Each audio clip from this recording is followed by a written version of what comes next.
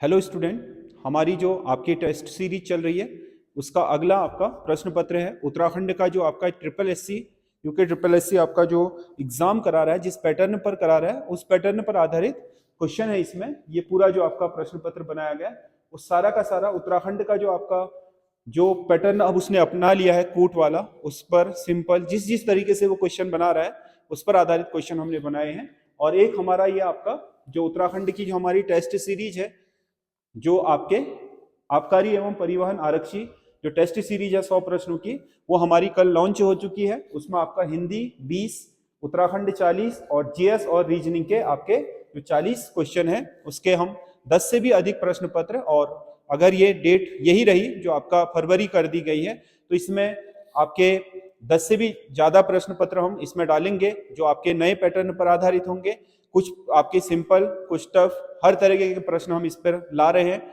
तो इस test series को आप मात्र 150 रुपए फीस पेड करके हमारे जो एसएस स्टडी का ऐप है उससे ज्वाइन कर सकते हैं, जिसका आपका जो लिंक है वो हमारे जो चैनल है उसके डिस्क्रिप्शन में है, वीडियो के डिस्क्रिप्शन में है। और साथ ही साथ मैं इसे आपका जो हमारा संजय देव क्लासेस करके टेलीग्राम चैनल है उस पर भी मैंने इसका लिंक शेयर कर दिया है, वहां से आप ऐप इंस्टॉल कर सकते हैं और उस ऐप से आप इस टेस्ट सीरीज को ज्वाइन कर सकते हैं। इसकी वैलिडिटी हमने फिलहाल 2 माह रखी है। अगर परीक्षा का समय बढ़ा तो उससे ज्यादा होगा, और एक प्रश्न को करने के 5 अटेम्प्ट मिलेंगे, 2 घंटे का समय मिलेगा। 5 बार आप इस प्रश्न पत्र को 2-2 घंटे में कर सकते हैं, यानी कि एक प्रश्न पत्र को हल करने के लिए जो समय वहां निर्धारित होता है उसी के हिसाब से आप कर सकते हैं। बाकी 5 बार इसे हल करने के लिए हम आपको अवसर दे रहे हैं। तो ये जो आपका टेस्ट सीरीज है इसमें बहुत बढ़िया आपके हमने क्वेश्चनों को सम्मिलित किया है, उसे आप ज्वाइन करें। ऐसे स्टडी करके मात्र 150 रुपए में हमने इसे दिया हुआ है। तो यूके ट्रिपल एससी का जो आबकारी और परिवहन आरक्षी का अगला पेपर है उसको विशेषकर ध्यान में रख करके बनाया गया है। बाकी जो लोग भी यूके ट्रिपल एससी या उत्तराखंड लोक सेवा आयोग की तैयारी कर रहे हैं वो हिंदी, उत्तराखंड और जीएस के पेपर को देने के लिए इस टेस्ट सीरीज को ले सकते हैं। ज्यादा फीस इसमें रखी नहीं है, मात्र 150 रुपए फीस रखी है, क्योंकि इतना खर्चा तो हमारा जो आपके काम करने वाले लोग होते हैं उनका भी आ जाता है, जो इसको टाइपिंग करने से लेकर के सारी चीज करते हैं। तो इस वजह से इतना फीस हमने रखा है, बहुत ज्यादा बढ़ा करके नहीं लिया है। तो इसमें आपका जो पहला पेपर है, सॉरी, जो हमारा जो रेगुलर यूट्यूब पर चलने वाला टेस्ट पेपर है उसमें आपका जो नया पैटर्न पर आधारित क्वेश्चन है उनको हमने आज उत्तराखंड के क्वेश्चनों से शुरू किया है। तो इसमें उत्तराखंड सामान्य अध्ययन है, निम्नलिखित में से कालसी अभिलेख के संबंध में कौन सा कथन सत्य है? कौन से कथन सत्य हैं? इसमें आपका कालसी निवासियों के लिए पुलिंद शब्द का प्रयोग किया गया है। दूसरा, इसमें लोगों से हिंसा त्यागने की अपील की गई है। तीसरा, इस क्षेत्र को अपरांत कहा गया है। और चौथा, इस लेख की लिपि प्राकृत है। ये 4 आपके स्टेटमेंट हैं। इन स्टेटमेंट में से पहला बिल्कुल सही है, पुलिंद कहा गया है इस क्षेत्र के निवासियों को, शायद कुनिंदों के अधीन ये रहा हो और मौर्यों के अधीन कुनिंद रहे हो। इसमें लोगों को हिंसा त्यागने की अपील कही है। इस क्षेत्र में आपके जो जीव जंतु हैं उनकी चिकित्सा की व्यवस्था करने की आपके व्यवस्था की बात इस अभिलेख में हुई है। उसके अलावा इस क्षेत्र को अपरांत कहा गया है, ये भी सही है। इस लेख की लिपि प्राकृत है, लिपि प्राकृत नहीं है, लिपि नहीं है प्राकृत, प्राकृत तो भाषा होती है, लिपि इसकी ब्राह्मी है, लिपि इसकी ब्राह्मी है। तो इसका जो चौथा है वो सही नहीं होगा, बाकी 3 सही है। अगर हम कूट में जाएं, क्योंकि इसको कूटबद्ध कर दिया है जैसा यूके ट्रिपल एससी ने करा है, केवल एक सही है, 1, 2 व 3 सही है, चौथा सही नहीं है। तो इसका मतलब इसका सही आंसर बी होगा, 1, 2 व 3 सही है। अगला क्वेश्चन है, निम्नलिखित में से कौन सा एक सही सुमेलित नहीं है? फोर्ट मोयोरा किसने निर्मित करा था? कल्याण चंद ने, बिल्कुल सही है। खगमरा किला भीष्मचंद, ये भी सही है। मल्ला महल किला उद्योग चंद, ये गलत है। मल्ला महल किले का निर्माण एक्चुअल में उद्योग चंद नहीं बल्कि रुद्र चंद ने करवाया था। तो इसका सही आंसर यही हो जाएगा। राजबुंगा किला सोमचंद जो चंपावत में है, सोमचंद का ही है। तो ये आपके 3 सही है, बी वाला, सी वाला गलत है जो सही सुमेलित नहीं है। अगला, प्रद्युम्न शाह के किस पुत्र को गोरखे बंदी बनाकर काठमांडू ले गए थे? जिस समय प्रद्युम्न शाह आपके खुड़बुला में हार गए थे गोरखों के साथ, और गोरखों का स्थापत्य स्थापित हो गया था गढ़वाल में। तो उनके जो पुत्र थे कुंवर प्रीतम सिंह, उसको आपके ये गोरखे बंदी बना करके अपने देश काठमांडू ले गए थे, जबकि सुदर्शन शाह इनसे बगावत करते हुए आपके लंबे समय तक इंतजार करते रहे। 11 वर्षों तक रोहिलखंड बरेली में रहे, वहीं से अंग्रेजों के साथ संबंध स्थापित करके मिल करके फिर दोबारा से 1815 में आपका उन्होंने ये आक्रमण किया गोरखा साम्राज्य पर और इस कुमाऊं और गढ़वाल को मुक्त करवाया। तो कुंवर प्रीतम सिंह थे जिन्हें गोरखे बंदी बना करके काठमांडू ले गए थे।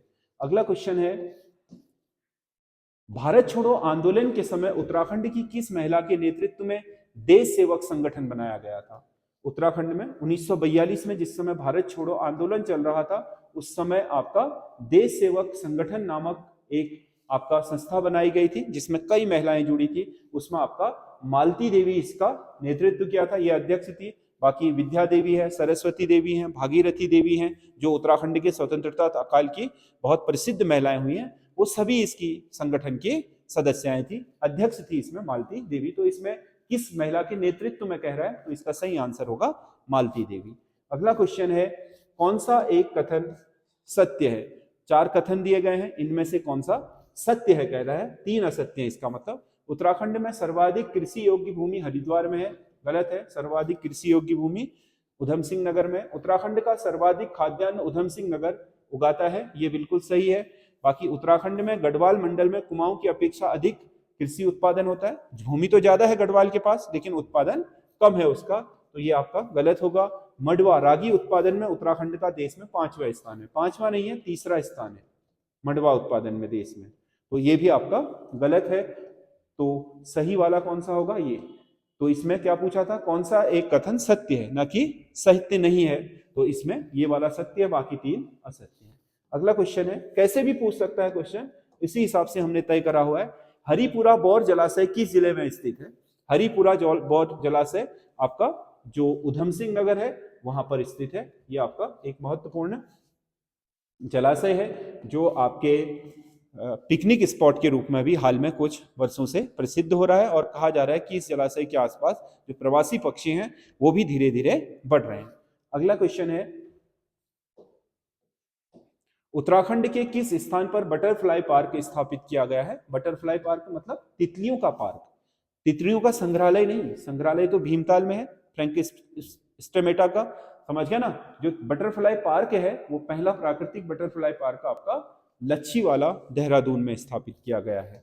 अगला क्वेश्चन है, उत्तराखंड में पखाड़ा शब्द का प्रयोग किया जाता है। पखाड़ा, अखाड़ा पखाड़ा जो शब्द है उत्तराखंड में, उत्तराखंड की लोक जो आपका लोकोक्तियां या लोक कहावतें हैं उनके लिए प्रयोग किया जाता है, ना कि पहेलियों, लोक गाथाओं और लोकगीतों के लिए।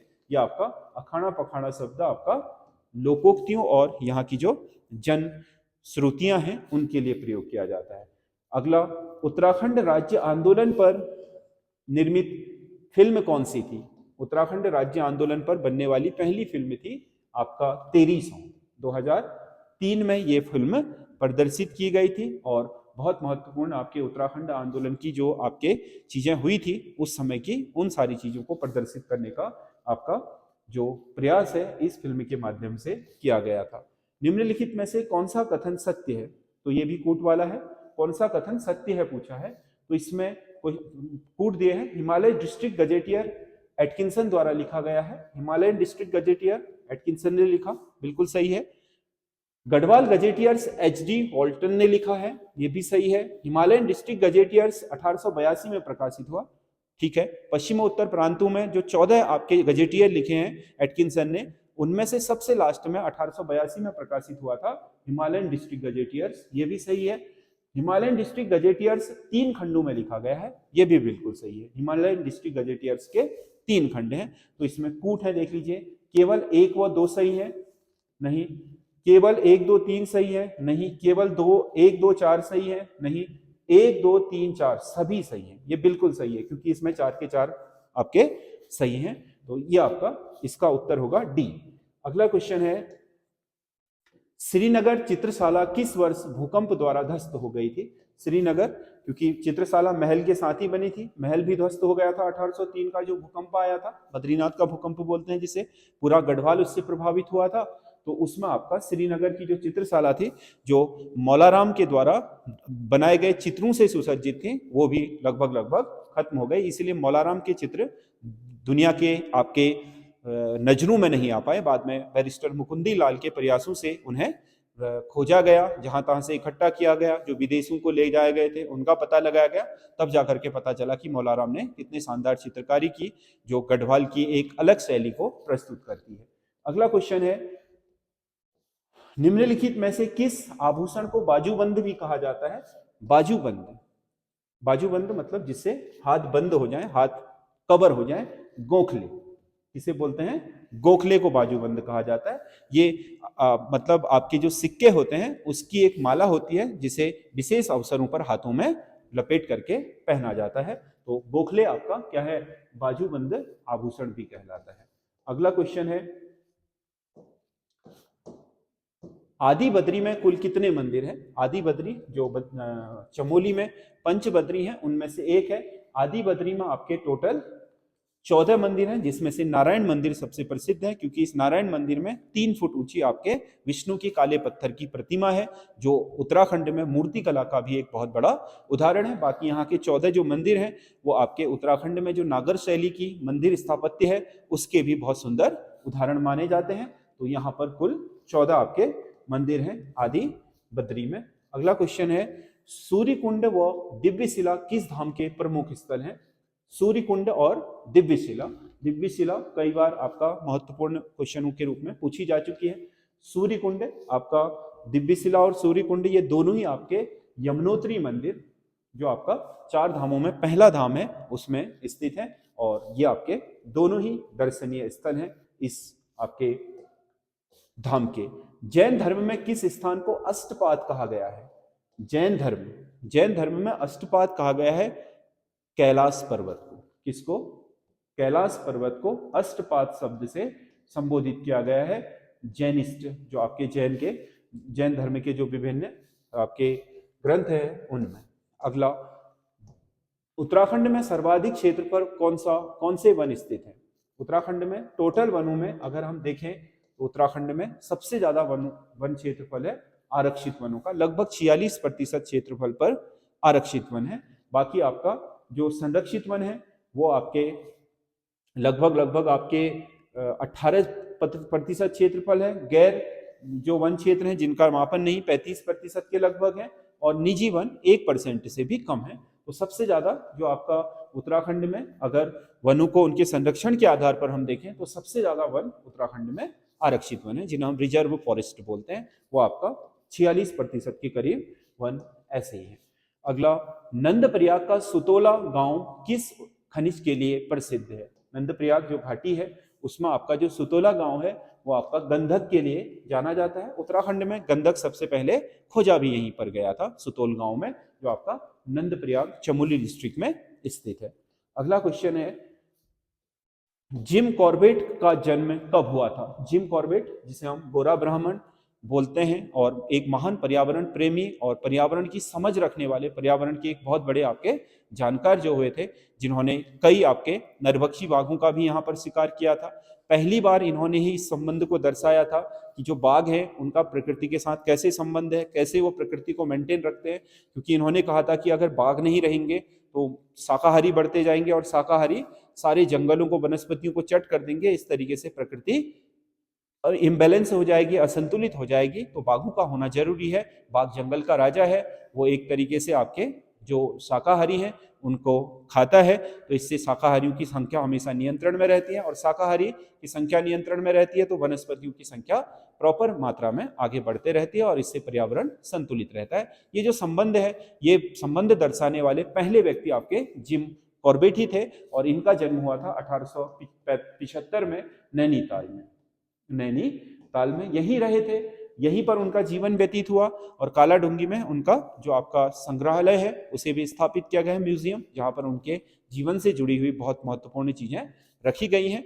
उसके साथ साथ ही जिम कॉर्बेट नेशनल पार्क को इनकी ही स्मृति में ये नाम दिया गया है। अगला क्वेश्चन है, कॉमनवेल्थ पदक जीतने वाले पहले उत्तराखंडी कौन थे? कॉमनवेल्थ मतलब जो राष्ट्रमंडल खेल हैं उसमें पहले पदक जीतने वाले व्यक्ति उत्तराखंड से हरि सिंह थे। इन्होंने मिडिल वेट में आपका 1958 के कॉमनवेल्थ में कांस्य पदक जीता था, कांस्य पदक कॉमनवेल्थ में, यानी कि राष्ट्रमंडल खेलों में कांस्य पदक लाए थे 1958 के राष्ट्रमंडल खेलों में।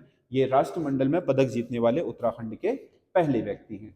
अगला, राज्य के कुल रोजगार में पर्यटन क्षेत्र का योगदान लगभग कितना है? राज्य में जो टोटल रोजगार उपलब्ध हो रहा है विभिन्न सेक्टर्स में, उनमें लगभग 26% यानी कि 1/4 योगदान किसका है? पर्यटन क्षेत्र का, जो विभिन्न स्वरूपों में आपका होटल हो, समझ गया ना, रेस्टोरेंट हो, टैक्सी हो, पीसीओ हो, समझ गया ना, टेंट हाउसेज हो, विभिन्न स्वरूपों में, या गाइड हो, समझ गया ना, उन स्वरूपों में जो आपका रोजगार सृजित हुआ है। तो उत्तराखंड के रोजगार में लगभग 1/4 भूमिका अकेले आपके उत्तराखंड के पर्यटन उद्योग की है। इसीलिए उत्तराखंड सरकार ने अपनी पर्यटन नीति में उत्तराखंड को एक थ्रस्ट उद्योग का दर्जा दिया गया है।